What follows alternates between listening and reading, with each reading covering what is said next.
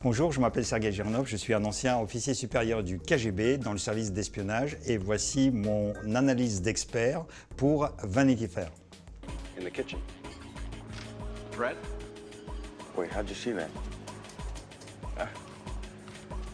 Dans ma collection, j'ai à peu près 500 films d'espionnage. Spy Game, c'est un des meilleurs films sur l'espionnage du monde. Redford, dans ce film, il est extraordinaire. Pour ceux qui n'ont pas regardé, mais pour ne pas spoiler, il joue à l'intérieur de la CIA, contre la CIA, pour sauver son ancien agent qui est à l'étranger, qui est détenu par les forces ennemies. Donc la différence par rapport à nous, moi je travaillais au KGB, chez nous il n'y avait pas d'open space, il n'y avait pas de salle de crise, ça n'existait pas chez nous. On avait des bureaux, dans chaque bureau on était deux, donc on était face à face, ce qui fait que étant dans le bureau, je ne savais pas sur quoi travaillait mon vis-à-vis. Donc on partageait le même coffre-fort, on partageait la même clé, on partageait le même bureau, utiliser la même théière, puisqu'on boit très peu de café dans le service d'espionnage russe, donc on boit beaucoup de thé, ou de la vodka éventuellement. Et ça, c'est la plus grosse différence. En fait, on a un peu plus de culture de secret dans le KGB que les Américains. Et d'ailleurs, ce qui fait notre force à nous, à l'intérieur du service, et ce qui fait la faiblesse dans ce film du service d'espionnage, parce que Redford, qui joue un super espion qui est en fait carrière, en fait il est à une semaine de la retraite, hein. C'est un loup de l'espionnage. En 3 secondes, il a repéré déjà les documents qui sont devant ses chefs, et sans que eux ils lui disent de quoi il s'agit, lui il sait déjà. Ça a aussi quelques trucs à la James Bond, ça veut dire qu'il y a quelques coups de feu tirés, il y a quelques tortures, il y a quelques trucs sur le terrain, mais c'est surtout un jeu d'échecs. Un jeu d'échecs formidable où un petit espion à une semaine de la retraite fait échouer un énorme service. I said I didn't want my wife involved. I'm sorry, would you like to wait outside? Involved in what? I brought something over for Dima. Ce qu'on vous apprend dans les écoles d'espionnage, c'est justement les techniques, qu'est-ce qui est vraiment trompeur et qu'est-ce qui est réel. C'est ça le métier d'espion, parce qu'en fait, en gros, l'espionnage, c'est beaucoup de mythes dans le cinéma, dans les séries, dans les romans policiers d'espionnage. Et sur le terrain, la plupart du temps, lorsque vous commencez vraiment à le pratiquer, la plupart du temps, vous êtes déçus. C'est un métier où il y a beaucoup de routine. Les gars, si vous pouvez faire autre chose, choisissez un autre métier. Les techniques à ne pas se méfier, par exemple, prenons la filature. Ça, c'est la hantise d'espion. Quand vous avez une rencontre, vous devez arriver tout seul à rencontrer votre agent ou votre source. Et bien évidemment, pour ça, vous faites un itinéraire de contrôle. Cet itinéraire de contrôle est fait justement pour être sûr que vous n'êtes pas suivi. Mais vous ne pouvez pas le faire comme le font les acteurs dans la majorité des films, y compris parmi les plus grands cinéastes, parce qu'ils commencent à devenir nerveux, à regarder à droite, à gauche, à se retourner, à se baisser, à courir, à sauter des métros. Donc tout ça, c'est à proscrire.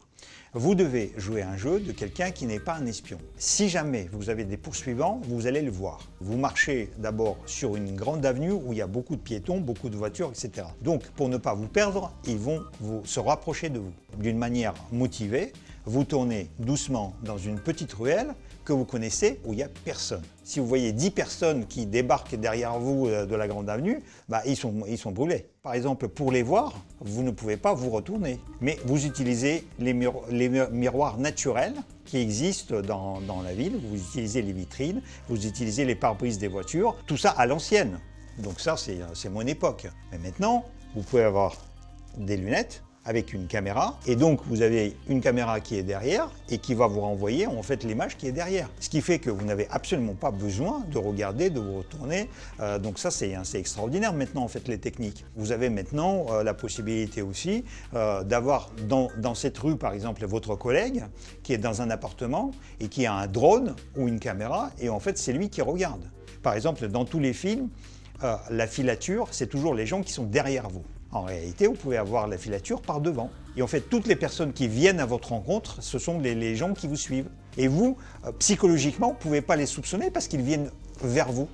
Donc ils ne se cachent pas, mais ça aussi, par exemple, il y a une petite astuce. Les gens vont changer d'habit, ils ne vont jamais changer de chaussures. Donc la première chose qu'un espion regarde, c'est les chaussures.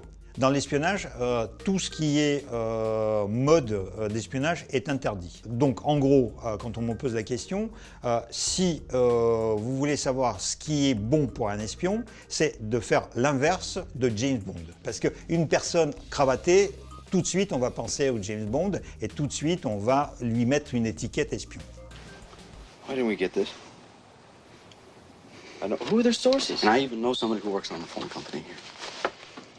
All President's Men, c'est le même Redford qu'on a vu dans une autre séquence. Et donc, en fait, c'est assez marrant parce qu'ici, il joue quelqu'un de différent. La seule différence entre un journaliste et un espion, c'est qu'un espion n'a pas d'éthique journalistique. Ça veut dire qu'un espion peut tuer, peut manipuler, peut faire pression sur quelqu'un. Le journaliste a une éthique, il doit vérifier les sources, ça l'espion doit aussi. Et du coup, ce film est très intéressant parce que effectivement, si ma mémoire est bonne, ça raconte le truc de Watergate avec le président Nixon, qui a monté en fait une affaire pendant l'élection présidentielle et qui était obligé, pour ne pas être impeaché, en fait quitter la Maison-Blanche. C'était un des présidents qui n'a pas terminé son mandat. Et Redford, c'était un des journalistes qui justement a mené cette enquête journalistique. Et là, l'épisode que nous voyons, c'est sa rencontre avec sa source qui s'appelle Deep Throat, la gorge profonde en fait en français. C'est quelqu'un qui est dans l'administration et dans les services secrets et donc du coup qui lui donne des tuyaux sans se compromettre. Donc c'est un traître en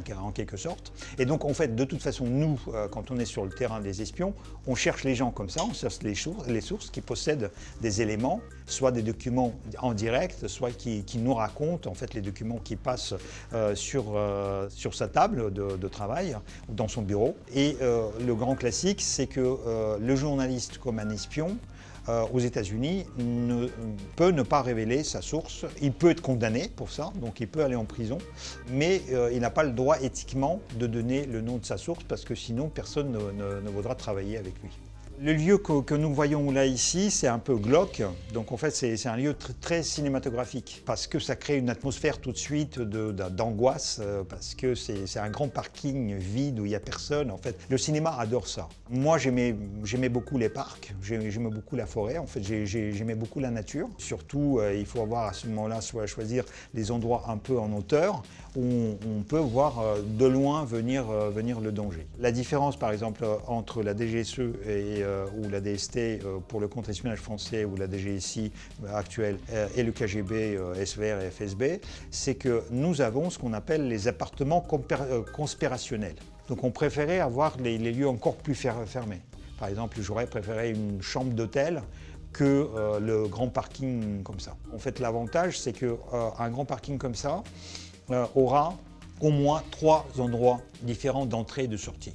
Ce qui fait que si jamais il y a un danger, ça peut aider parce que ça donne des échappatoires. Mais par exemple, vous pouvez avoir les grands films de cinéma. The Departed de Scorsese, par exemple, vous avez un bâtiment dans lequel se rencontrait le chef de service clandestin de la police de Boston.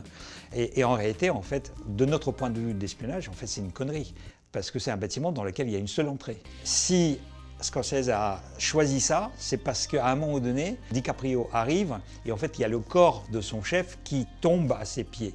Et ça n'est possible au niveau cinéma que s'il y a une seule entrée. Au niveau cinéma, ils étaient obligés de commettre une erreur, une faute capitale, l'endroit dans lequel on va rencontrer des gens, et il faut toujours avoir 3 entrées différentes, 3 sorties différentes. Merci beaucoup, c'était Sergei Girnov, ancien officier supérieur du KGB, espion.